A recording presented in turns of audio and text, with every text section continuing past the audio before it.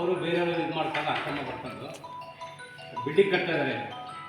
ಆ ಡೀಟೇಲ್ ಪೂರ್ತಿ ಇದು ಮಾಡಿದ್ದೀವಿ ಮೇಡಮ್ ಎಲ್ಲ ನಿಮಗೆ. ಅದ್ರ ಬಗ್ಗೆ ಕಮಾವಿಸಿ ಮೇಡಮ್ ನಿಲ್ಲಿಸಿ ಅವ್ರ ಬಡವರಿಗೆ ಯಾರು 53 ಅರ್ಜಿ ಹಾಕಿದ್ರು ಅಂಥವ್ರಿಗೆ ಅದು ಬಕ್ರಮ್ ಸಾಗುವಳಿಗೂ ಸಹ ಇನ್ನೂ 50-60 ವರ್ಷ ಆಗಿದೆ ಮೇಡಮ್. ಸಾಗುವಳಿ ಸಿಕ್ಕಿಲ್ಲ, ಇನ್ನು ಜನಗಳಿಗೆ ಸಿಕ್ಕಿಲ್ಲ ಕರೆಕ್ಟಾಗಿ ಹೇಳ್ಬೇಕು ಅಂದರೆ. ಅವ್ರಿಗೆ ದುಡ್ಡಿರೋರು ಇದು ಮಾಡಿಸ್ಕೊತಾರೆ. ಎಮ್ ಎಲ್ ಅವ್ರ ಬಗ್ಗೆ ನಾವು ಎಷ್ಟೋ ಸರಿ ಮನವಿ ಮಾಡಿದ್ರು, ಇದ್ರ ಬಗ್ಗೆ ಕ್ರಮನೇ ತಗೊಂಡಿದ್ರು. ಅದಕ್ಕೆ ತಮಗೆ ಅರ್ಜಿ ಇವತ್ತು ಕೊಡೋಣ ಅಂದ್ಬಿಟ್ಟು ಇದು ಮಾಡ್ತಾ ಇದ್ದೀವಿ. ಈಗ ಕಾಮಗಾರಿ ನಡೀತಾ ಇದೆ ಮೇಡಮ್, JSS ಅವರು ಕಟ್ತಾ ಇದ್ದಾರೆ. ಅದನ್ನು ತನಿಖೆ ಮಾಡಿಸಿ ಬಡವರಿಗೆ ಇದನ್ನ ತಡೆ ಹಿಡಿದು ಬಡವರಿಗೆ ಅದನ್ನು ಇದು ಮಾಡಿಸ್ಬೇಕು ಅಂತ ಇದು ಮಾಡ್ತೀವಿ.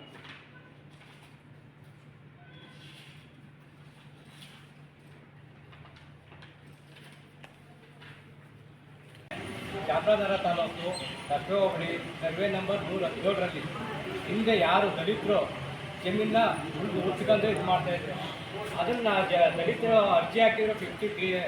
53ಗೆ ಅರ್ಜಿ ಹಾಕಿದ್ರು.